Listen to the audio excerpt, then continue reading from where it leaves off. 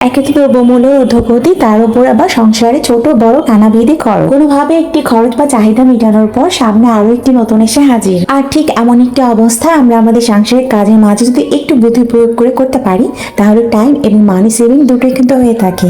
তো চলুন ঠিক এই উদ্দেশ্যে কিছু ছোট ছোট টিপস শেয়ার করছি। আমাদের বাসায় খাবার বা রান্নার তালিকায় চাটা কিন্তু তৈরি হয়েই থাকে। চা তৈরি করার পর অবশিষ্ট যে চা পাতাটি রয়ে যায়, যেটা আমরা ফেলে দিই বা নানাবিধি কাজে ব্যবহার করে থাকি, তবে এটা এমন একটি কাজে ব্যবহার করা যায় যেখানে আপনার টাইম এবং আপনার অর্থ দুটোই বেঁচে যাবে। কাচের পাত্র যেগুলো বাসায় ব্যবহার হয়ে থাকে সেগুলো দিনকে দিন খোলাটে হয়ে যায়। ঘষা মাজা করার ক্ষেত্রে আমরা নানাবিধি ক্লিনজার গুলো ব্যবহার করি, তবে এই যে অবশিষ্ট চা পাতাগুলো রয়েছে এগুলো কিন্তু ক্লিনজার হিসেবে বেশ কাজ করে।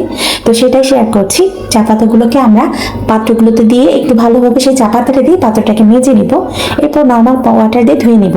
আপনি তফাৎটা কিন্তু নিজে দেখতে পারবেন যে গ্লাসগুলো কতটা আরো উজ্জ্বলতা বৃদ্ধি হচ্ছে। এখন যেহেতু পুরো দমে বর্ষাকালে ভালো মন্দ দুটোই কিন্তু জনমানবে প্রভাব ফেলেছে। বন্যায় আমরা কত দেশবাসী অনেক বেশি কষ্ট করছি, তবে পৃথিবীতে কোনো কিছুই স্থায়ী নয়, হয়তো বা বিপদটিও নয়। ইনশাআল্লাহ আমরা এর থেকে বের হয়ে আসবো। রান্নাঘরে রান্নার কাজে যে গুঁড়ো মশলাগুলো ব্যবহার করা হয় এগুলোতে স্টোরেজ করি, তবে বর্ষাকালে এই মাঝে দলা জমে যায়। সেক্ষেত্রে আমরা এর মাঝে একটু করে লবণ দিয়ে রাখতে পারি, তাহলে কিন্তু এই সমস্যা থেকে আমরা অচিরেই রেহাই পাবো। তবে আরো একটা কথা, লবণের পরিমাণটা কিন্তু অবশ্যই একটু কম রাখতে হবে, যেহেতু এই মশলাটা পরবর্তীতে আমরা তরকারিতে ব্যবহার করব। সেক্ষেত্রে যদি লবণটা বেশি দিয়ে দিই, তবে কিন্তু তরকারিতে লবণের তারতম্য হতে পারে। এরপরে যে টিপসটি শেয়ার করছি, আমরা যখন বাসায় শশা কেটে থাকি, মাঝে মাঝে কিছু শশা বেশ তিতা হয়, সেটা কিন্তু আর খাওয়ার যোগ্য মনে হয় না। তবে কিছু টিপস ফলো করলে সেই খাবারটি খেয়ে আমরা কিন্তু অপচয়টিকেই রোধ করতে পারি। যেমনটা আমরা যখনই শশাটা কেটে নিব, ঠিক মাঝখান বরাবর এভাবেই কাটবো।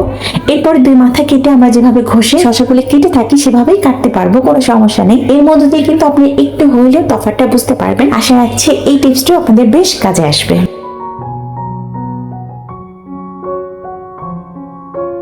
যে আপুরা ঘর এবং বাহির দুটোই সমান তালে সামলাচ্ছেন, তাদের জন্য অনেক বেশি রেসপেক্ট। কর্মজীবী আপুদের জন্য সময়ের যে কতটা মূল্য আর সেটা কিন্তু আর বলার অপেক্ষা রাখে না। সেক্ষেত্রে এই যে ফ্রোজেন খাবারগুলো তাদের জন্য কিন্তু লাইফ সেভিং এরই কাজ করে। ফ্রোজেন নানাবিধি খাবার, কাবাব থেকে শুরু করে পেঁয়াজু এসব তৈরি করার পর আমরা একটা প্লেটে আকার বা শেপ দিয়ে নিব।